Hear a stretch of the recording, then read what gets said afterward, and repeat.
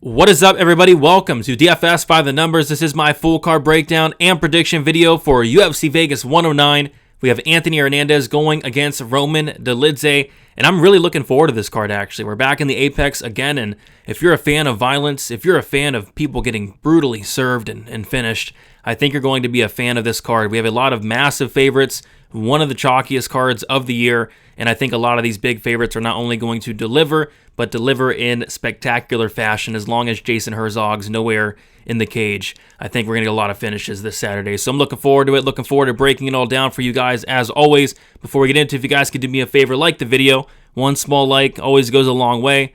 Subscribe to the channel. We're getting pretty close to 30K, about 1.1K away. Trying to hit 30K by the end of the year would be much, much appreciated. And lastly, leave me a comment. Comments go a very long way. It could be a nice comment. Could be a mean comment. Got a lot of mean comments lately, but any comment helps out the channel a ton. So be sure to leave me a comment, like, all that good stuff. It's always very much appreciated. We got Dana White's Contender Series coming up next week. I'm going to start looking into those fights pretty shortly here. And I'm going to do a lot of cool things for Dana White's Contender Series on the website. Going to do a potential fight companion as well for Contender Series. So yeah, looking forward to 10 weeks of DWCS. But this week we have UFC Vegas 109, and we got a 12-fight card, and we're going to kick it off with a matchup they randomly added Monday. Like one of the most random matchups they could possibly put together. And it's Cody Brundage going against Eryk McConico. And we got Cody Brundage minus 135, McConico plus 105. So these odds actually just open. Not too long ago, I was at the park with my son, and we were playing on the swings, and you know who cares what we're doing. So anyway, we were I checked the odds, and I saw that Brundage was an underdog, and I'm like, what? What do you mean Brundage is an underdog? He opened up at plus 170, and then he went to plus 140. When I saw it, it was like plus 130. I'm like, what the heck? So I went home, and I was gonna bet Brundage as soon as I got home, and then when I got home, Brundage was already like minus 130. And I expect the line to probably keep getting wider here. And yeah, Brundage is a guy that you can never really bet as a favorite. And quite frankly, I don't recall him being a favorite all that often in the UFC. Typically, he's an underdog. But he's an underdog because look at some of the guys he's fighting. You know, Cody Brundage is fighting some absolute monsters like Abdulrazak Al-Hassan, who didn't beat him. Man, Abdulrazak Al-Hassan didn't beat Cody Brundage. It was a no contest. He didn't even lose to Mansour Abdulmalik because that got turned into a no contest recently. But yeah, he fought guys like Jacob Malkoun, who he beat via DQ. He lost to Rodolfo Vieira, Mikel Olazechuk. Like, he's fought some pretty tough guys in the UFC. So McConico, I just don't think he's UFC level. You know, you go and watch his last fight. He did basically nothing. He went out there and pulled a William Knight. He landed 5 strikes in the entire. I think it was. No, we landed 4 strikes. 4 strikes in the first 5 minutes of the Nursultan fight, and that fight played out on the feet, I believe, for the majority of the round. And he only landed 4 strikes, and then got knocked out in the second round there. But yeah, he looked just awful, quite frankly. And you go back and watch some of his other fights, and it's like, yeah, he's getting knocked out. He doesn't have the best chin. He doesn't have the best volume. And I feel like this is a matchup where Cody Brundage isn't really going to have to worry about there being a murderous power puncher across from him. He's not going to have to worry about there being a high-level grappler like a Rodolfo Vieira. I feel like this is a matchup where Cody Brundage can kind of go out there and shine and get a finish here. So, yeah, it's not too often I'm liking Cody Brundage. Quite frankly, I'm just, now that I'm thinking about it, I think I've picked against Cody Brundage in pretty much all of his fights. And pretty much all, I don't think I've picked Cody Brundage once now that I think about it. But I'm picking him here. I'm picking him here against Eryk McConico. I think they're doing Cody Brundage a favor, which is very weird, but they're doing him a favor here. They're doing him a favor. Yeah, give me Cody Brundage. I'll take him to win by first-round knockout. Up next, we have Gabriella Fernandez going against Julija Stoliarenko. We got Fernandez minus 400, Stoliarenko plus 300. And yeah, this fight should be hilarious. I think Julija Stoliarenko is a hilarious fighter. She is the most one-dimensional fighter in the UFC. She has 10 wins come by armbar, I believe, in the first round. I think it's like 10 first-round armbar wins. It's ridiculous. She has no striking. She has no striking defense. She has no wrestling. but she has an armbar, and she's actually, believe it or not, gotten a couple wins in the UFC, which is shocking, but it's happened. She submitted Jessica Rose Clark in the first round. She submitted Molly McCann in the first round. Other than that, I think she's lost like 5 times, and I think 3 of those times came inside the distance. Avila submitted her in the third, Luana Carolina TKO'd her, and then Chelsea Chandler, of all people, TKO'd her. So, yeah, I think it's pretty much Julija Stoliarenko meme armbar round 1 or bust. I think the price tag on Fernandes is warranted.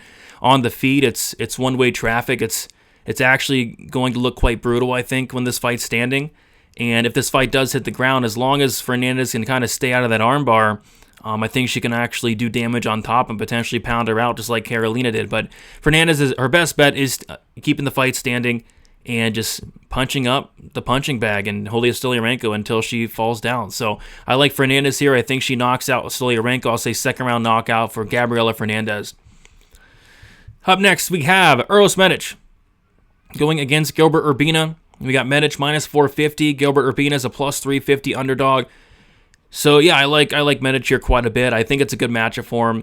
Urbina is a guy that he's still young. He's only like 29 years old, but he's very inactive. We rarely get to see Gilbert Urbina in there. And in the Brian Battle fight, which is a while ago at this point, he went out there, he looked good in round 1, got finished in round 2. His only win in the UFC thus far comes against Kosi, where that was Kosi's retirement fight. I don't think we've seen Kosi fight again since then. But yeah, he looked good there. He looked career best, but Orion Kosi has not fought since.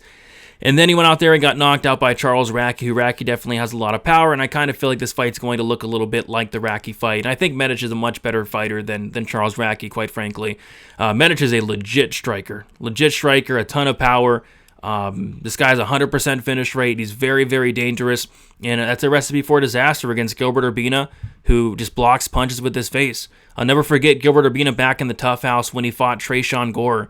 It was the most disturbing thing I think I've ever seen. Like, Tresean Gore was like dropping him with jabs. I mean, it was bad. I think he got dropped like 3 or 4 times by Tresean Gore. I mean, if you're getting dropped 3 or 4 times by Tresean Gore, we might have a serious problem. And I think Uros Medic is going to take care of that there. So I like Medic here. I think he's knocking out Urbina. I think it's going to be early. I think it's going to be in the first round. Give me Uros Medic by first round knockout here. Up next, we have Joselyne Edwards going against Priscila, Zombie Girl, Cachoeira. We got Joselyne Edwards, who's minus 300. Zombie Girl is plus 250. And by the way, look at Priscila there. She looks great. Just a great pick. Great headshot. So, yeah, I'm looking into this fight, and it's like, I'm very impressed with Joselyne Edwards as of late. So, Joselyne Edwards, I kind of used to think she was a bum. I used to think she was a bum because she was out there looking like a bum in her first couple fights. She was going out there and getting taken down 5 times by Jessica Rose Clark. She was getting taken down 4 times and controlled against Carol Hoza. But, you know, as of recent, it looks like Joselyne Edwards is a completely different fighter. She started training with Valentina Shevchenko recently, and I think they're buddies. They're out at the gun range shooting guns, and they're hanging out. And yeah, I think Valentina is rubbing off on Joselyne because she does not look anything like she looked when she first stepped foot in the UFC. Now, all of a sudden, she's throwing with bad intentions on the feet. We saw that in her last fight. And now she's showing the ability to go out there, mix in takedowns, and grapple as well, and do a good job with the grappling, with the takedowns.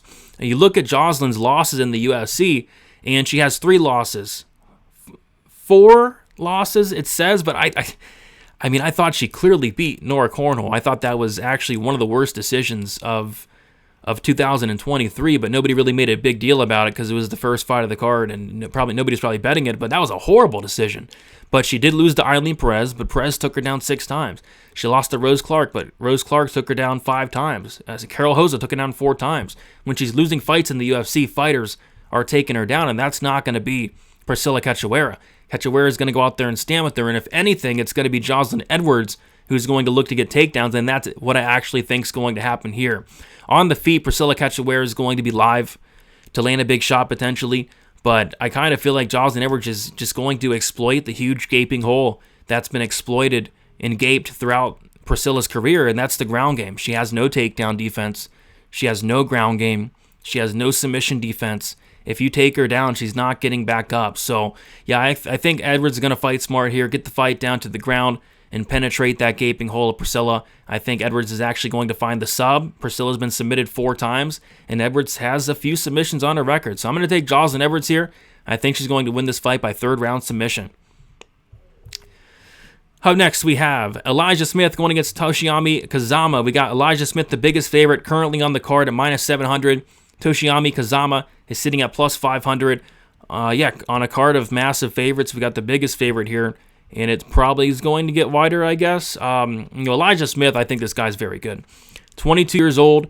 The one knock I had on Elijah Smith was the cardio, because we've seen in past fights where he has slowed down, but I think he's patched that up. His cardio looks pretty dang good in the Morales fight in his debut, and that's to be expected. He's a young guy, 22 years old, only getting older, only getting better, and I think he's making improvements at a very rapid rate. He's well-rounded. He can grapple. He's opportunistic with his submissions. He can wrestle. Very solid wrestler. I've seen a ton of takedowns from the guy on the regional scene. And then, of course, he's a very good striker, and he's going to have a massive striking advantage here against Kazama, who's probably the worst striker in the division. Like, I can't think off the top of my head a worse striker than Kazama, because he doesn't have any striking at all. He's very hittable. He has no chin. He's a one-dimensional grappler, and I just don't know if that's going to work out too well with him against Elijah Smith. I'm not sure he's going to take down Smith. I'm not sure he's going to hold him down. I'm not sure he's going to out-grapple him. I think, if anything, Smith might catch him in something on the mat, but yeah, I think Smith knocks him out, and I think he knocks him out probably pretty early. It's a brutal matchup for Kazama. I'm not sure why he took this fight, but I think Elijah Smith gives Kazama his 4th knockout loss here. Give me Elijah Smith to win this fight. They win it by 1st round knockout. Up next, we got Julius Juicebox Walker going against Raffael Cerqueira. And by the way, look at the headshot of Cerqueira over there, looking great. We got Walker -600. Cerqueira is +425. Yeah, this fight's a joke. One of these fighters is a legit mixed martial artist, and that's Julius Walker. He's a legit guy. He's been there. He's done that. He made his debut, a tough debut against Alonzo Menefield. I thought you could have possibly given him the nod. It was a very close fight, and Menefield's a good fighter. Menefield's a very underrated, very good fighter. So for him to go out there and be very competitive, it's a great look. And that was the first fight he had where the fight went over 7.5 minutes. He dug deep. He showed a lot of heart, showed a lot of great things in that fight. Was very impressed. He hurt Menefield a couple times as well. On the Cerqueira side, this guy's not a fighter. He's not a fighter. The only tape on Cerqueira, right? You go to try to research this guy. The only tape is his last 2 fights, where he got knocked out against Ibo Aslan, where he got knocked out by Modestas Bukauskas, where he got hit once in each of those fights and then covered up and then quit, towards the cage, right?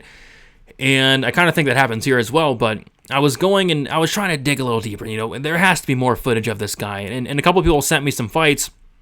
And there was one fight that looked like it was in a high school gymnasium. It was the weirdest thing I've ever seen. And then even weirder, there was I was watching a fight where he was fighting in a mall. He was fighting in a mall and like in by a food court. And it's like, you look at his opponent, it looked like they got his opponent from the food court. It's like, why are you fighting somebody that just got the guy from the food court? I couldn't believe my eyes. And yeah, he beat him. Of course he did. Of course he did. So yeah, I mean, the only known footage of this guy is either him looking horrible or him fighting in a mall food court. I just don't see what he's doing. I'm quite frankly, I'm shocked that the UFC is giving Cerqueira another shot, because quite frankly, he's not shown anything. And there's a reason Julius Walker is a big favorite here. So maybe Cerqueira can surprise a lot of people and show something here, but I kind of just think Walker's going to run right through him and knock him out within the first couple minutes. I think Walker's going to pressure, and I think that pressure is going to break Cerqueira and break him very quickly. I don't think Cerqueira likes to get hit. I think once he gets hit once, he's going to cover up and shell up, and then the fight's going to be over shortly after, as long as Herzog's not in there. So I like Walker here. I'm going to take Walker to win by 1st round knockout. Up next, we have Christian Leroy Duncan going against Eryk Anders. We got Duncan -550, Anders +400. Another massive favorite, guys. But I think it's warranted in a way, right? Christian Leroy Duncan, I think he's, people hate on the guy. People say he sucks, he's overrated. And maybe he's a little overrated, but I do think he's very skilled. I think Christian Leroy Duncan's a very skilled fighter. The one thing I don't like about Duncan is just sometimes it just looks like he's going in there and he just doesn't give a shit. And, you can be the best fighter in the world, but you got to give a shit. And sometimes it just looks like he doesn't. Sometimes it looks like he's going out there and sparring for 15 minutes. He's a great fighter, don't get me wrong, but, I'm watching some of his fights, and it's like when he turns up, when he tries, when he shows some effort, when he lets his hands go, he is very good, and he is very dangerous, and he has a lot of power in his knees and his elbows, and his combinations are fast, they're quick. When Christain Leroy Duncan gives a shit, he's a very dangerous and good fighter, so I'm hoping he gives a shit in this fight, and if he does, I think he runs right through Eryk Anders, and, Anders, he's 38 years old. He's taken a ton of damage, and not just UFC. This guy, Anders, as we know, was a football player. And he was a linebacker. You are taking a lot of damage as a linebacker. Played college football. You're taking a lot of damage. You're getting hit hard. And then he's gotten hit hard in the UFC. He's gotten hit hard in MMA. And we've seen, I think, all that damage start to pile up for Eryk Anders. He's talking about retirement in the very near future. This might be his last fight. If not this fight, the next fight might be his last fight. He's doing other things outside of MMA. People are saying he's a real estate agent, and real estate agents have not had a ton of success in the UFC, like Benito Lopez, Ali Quinta. Real estate agents are not great. Not great. What also isn't great is Eryk Anders' last 3 fights. He's 2-1, don't get me wrong, in his last 3 fights, but 3 terrible things happened. Marc-Andre Barriault knocked down Eryk Anders, which it's not the end of the world. You're getting knocked down by MAB. Jamie Pickett knocked down Eryk Anders. That's the end of the world. That's the end of the world. Jamie Pickett should not be knocking you down, ever. And Jamie Pickett knocked down Eryk Anders. And then to put the icing on the cake, 40-some-year-old Chris Weidman knocked down Eryk Anders. He's been knocked down 3 times in a row, which is a big red flag to me. But what's even more of a red flag is of who's knocking him down. Chris Weidman, Jamie Pickett, and Marc-Andre Barriault. I think if Duncan goes out here and even cares a little bit, just cares a little bit, I think he's knocking out Eryk Anders, and I think it could be even early as well. So I like Christain Leroy Duncan. I'm pretty confident he wins this fight. It's just I want him to see him go out there and succeed and have a good performance, right? Try Christain Leroy Duncan. So give me Duncan. I'll take him to win by first-round knockout. Up next, we have Gene Matsumoto going against Miles Johns. We got Matsumoto, -300. Miles Johns is +250. And I've never been a Miles Johns guy. It's tough for me to pick this guy. He has a wrestling background, but he doesn't wrestle, which is annoying. He has power, but he doesn't let his hands go. He's very low volume.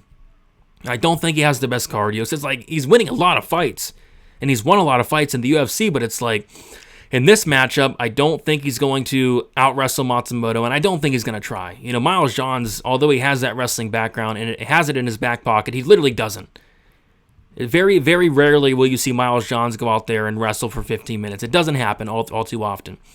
And then on the feet, it's like, Gene Matsumoto has a lot more tools on the feet. He has a lot higher volume as well, and I think volume is going to be key here. So, although I feel like Johns can make this competitive in a way, like at the end of the day, you can't win fights by not wrestling and not throwing things and just relying on big moments where Gene Matsumoto is going to probably mix in takedowns in his own right.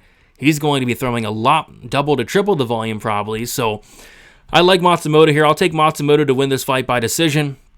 But this is not a fight it's hard to get excited about Miles Johns fights, quite frankly. But I think Matsumoto should get it done. Up next, we have Christian Rodriguez going against Andre Fili. We got C-Rod -240. Fili is +205. And yeah, so Andre Fili, I'm a big fan of the guy.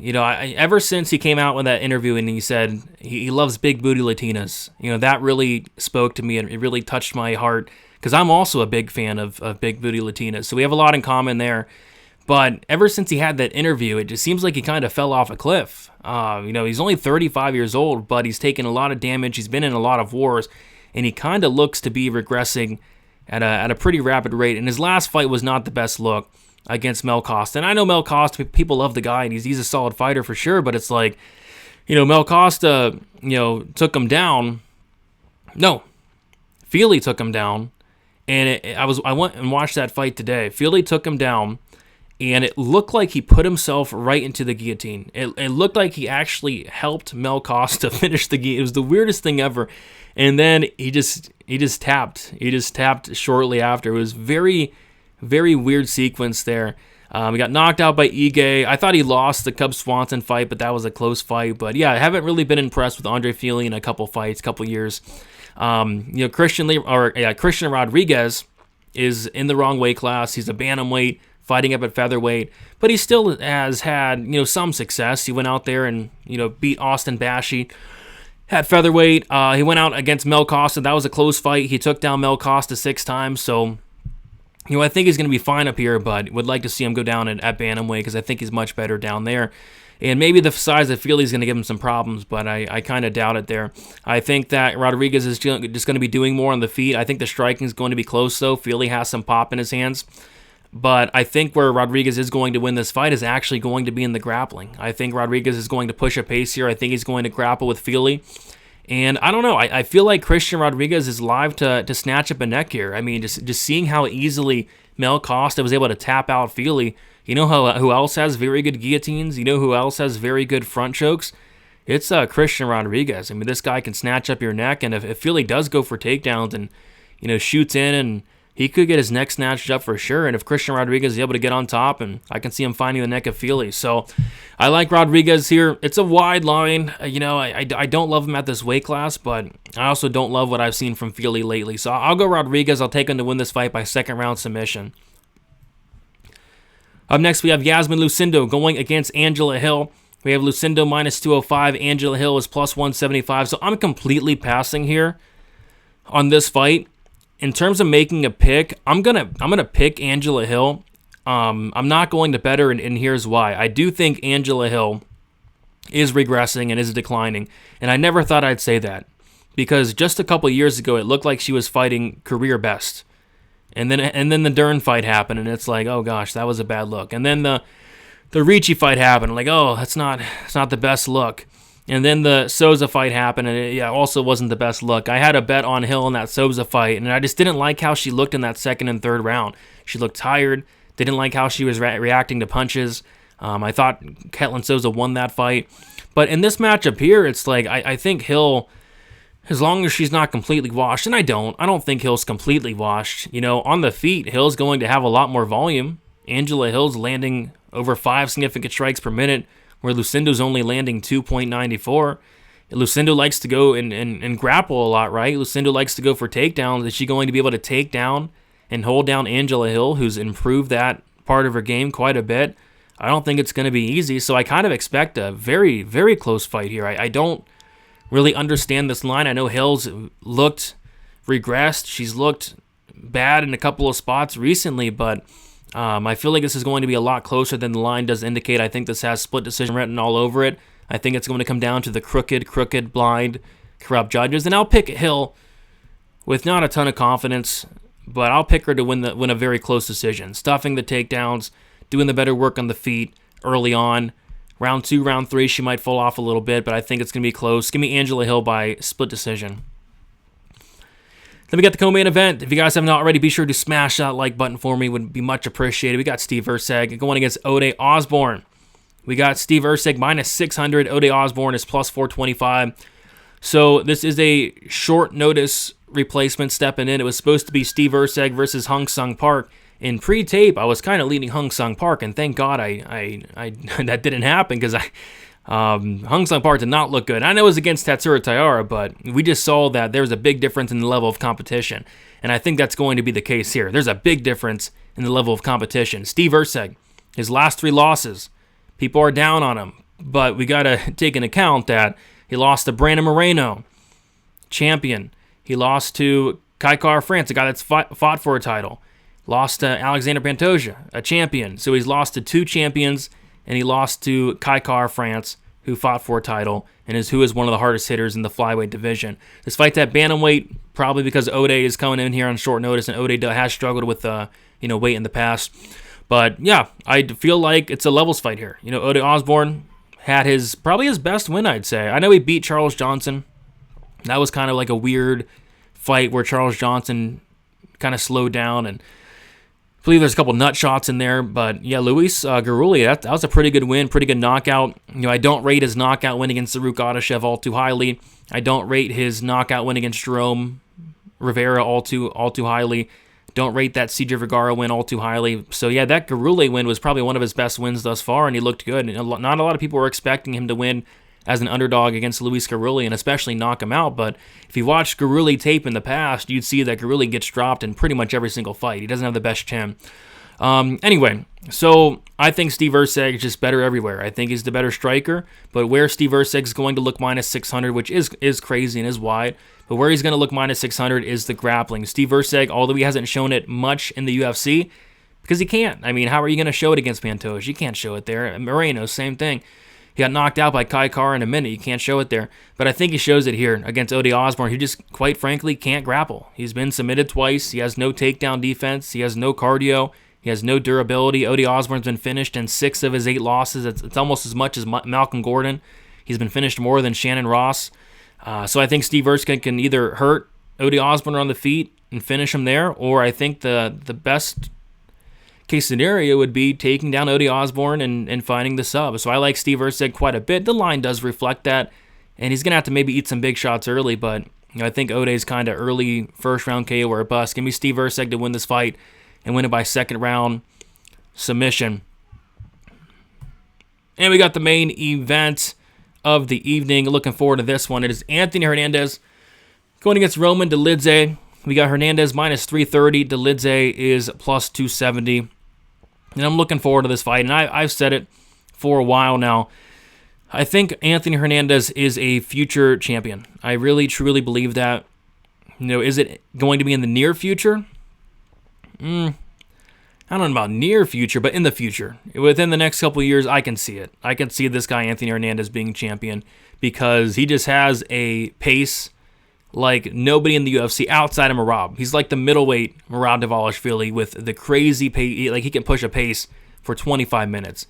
And the only other fighter I know that can push a pace like that is Merab, and I don't see Merab losing anytime soon. So yeah, I can see Hernandez being champion one day. But this is it's weird because this is a easy fight, but at the same time it's going to be tricky if you know what I mean. Because early on, Hernandez, I think, is going to have some sketchy spots. Dolidze has a lot of power on the feet, so I think Dolidze could potentially hurt Hernandez early. And then if this fight hits the ground, which it will, when this fight hits the ground, Roman Dolidze is a very slick, very tricky, very awkward, and very high-level grappler. This is going to be the best grappler that Anthony Hernandez has faced outside of Brendan Allen, but even then, Dolidze is very, very, very tricky on the ground in a high-level grappler, high-level black belt. So Hernandez has to mind his P's and Q's. Can't mess around too much on the feet, but at the same time, he's got to be careful when this fight hits the ground. Roman Dolidze is going to welcome a fight that takes place on the mat. So, like I said, early on, it's going to be rough, but if he can survive the first 7.5 to 10 minutes, I mean, we know what's going to happen. It's Hernandez who's going to take over and break Roman Dolidze. I don't think Dolidze has horrible cardio, but it's also not great. And if you don't have great cardio against Anthony Hernandez, he's going to drain your gas tank, and he's going to drain it fast. So, man, I think Dolidze's live, actually. I think out of all the dogs on the card, I think Hill's live, and I think Dolidze's live, but I think he's live for only about 7.5 minutes. If he's not able to finish Hernandez within the first 7.5 minutes, I think he's completely screwed, and I think Hernandez starts to take over, mixing the takedowns, rinse and repeat, land a bunch of ground and pound, and probably gets a late finish. So I'm going to go with Hernandez here. I'm going to take him to win by 5th round, knockout, TKO, but I do think Dolidze is going to have some success early, have some moments early, and if you're laying minus 330 on Hernandez, I think you're going to be clenching your ass early.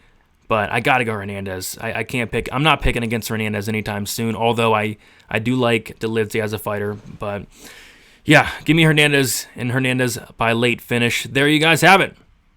Thank you so much for watching. If you guys could do me a favor, of course, like on your way out, subscribe, leave me a comment, let me know what you guys are liking this week. Not a ton of dogs. I think I picked one dog, and even then I don't love it. I don't love Angela Hill, but Not a ton of dogs sticking out, so let me know what dogs you like, what plays you like. A lot of action is sticking out to me. I think it's a great prop week. I think it's a great finish week. Some violence sticking out this week. So, yeah, looking forward to it. Be on the lookout for more content throughout the week, and be on the lookout for Dana White's Contender Series content. If you want to check out DFSbythenumbers.com, I'm doing a lot of cool things for Contender Series on there. And, yeah, that should start coming out within the next couple days. Going to start getting into DWCS. But, yeah, guys, enjoy the card.